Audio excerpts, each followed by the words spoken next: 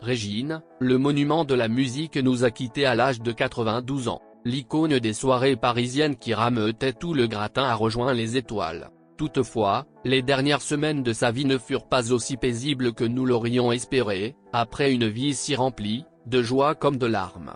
Régine s'est éteinte le 1er mai 2022.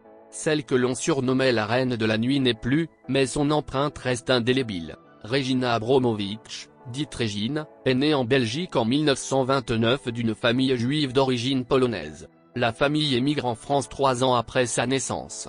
Toutefois, après de nombreux problèmes familiaux, la future reine de la nuit se retrouve en pension. Durant l'occupation, elle est cachée dans plusieurs villes, et baptisée catholique.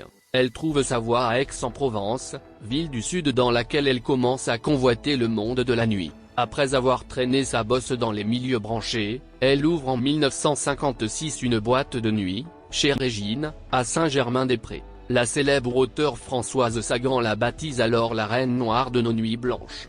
Tout le gratin parisien se met à fréquenter les établissements, qui sont à la pointe de la musique. En plus de nombreux établissements de nuit et même d'hôtels, Régine est une figure incontournable du petit écran, et même du grand. On a aussi pu la voir sortir des disques ayant un fort succès, et elle devait même entamer une carrière dans le théâtre. Jusqu'à la fin, elle sera restée une icône incontournable de la fête à la française. La santé de Régine a commencé à lui faire défaut il y a déjà une quinzaine d'années. Son âge avancé n'y est pas pour rien. En 2006, la reine de la nuit est en plein préparatif au théâtre de la Renaissance pour la pièce de Laurent Ruquier Si c'était à refaire. À quelques jours de la première, elle est victime d'une crise cardiaque, ce qui met un terme à ses prétentions de carrière sur les planches. Depuis lors, Régine se faisait de plus en plus discrète. En août 2022, elle souffrait d'un malaise. Après une période d'hospitalisation, elle résida à la Maison des Artistes, aux Batignolles. Il s'agit d'un EHPAD de luxe où elle pouvait avoir accès à tout le soutien médical dont elle avait besoin. C'est ici qu'elle mourut, en ce 1er mai. Régine a reçu des hommages de la France entière. Le président de la République Emmanuel Macron a salué une grande figure de la nuit parisienne et de la chanson française. Le New York Times en a fait sa une. Il faut dire que la star de la nuit était très connue aux États-Unis, tout comme son acolyte Lynn Renaud. La petite fille de Régine, Daphné Rodcage, a bien veillé sur sa grand-mère jusqu'à la fin. C'est d'ailleurs elle qui a annoncé son décès à l'AFP.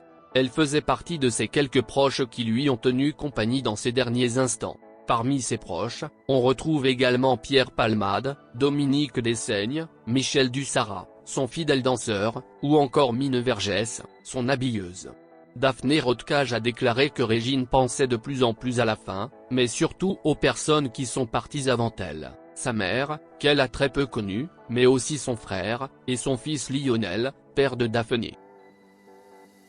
Elle raconte qu'elle souhaitait retrouver ceux qui l'avaient déjà quitté, rejoindre son frère Maurice, mort 2 ans plus tôt, emporté par la Covid-19. La nuit ne lui avait jamais fait peur, alors pour cette nuit éternelle, elle était prête. C'est dans un tailleur marine et blanc, béret sur la tête et paire de lunettes de soleil sur le nez qu'elle y est entrée.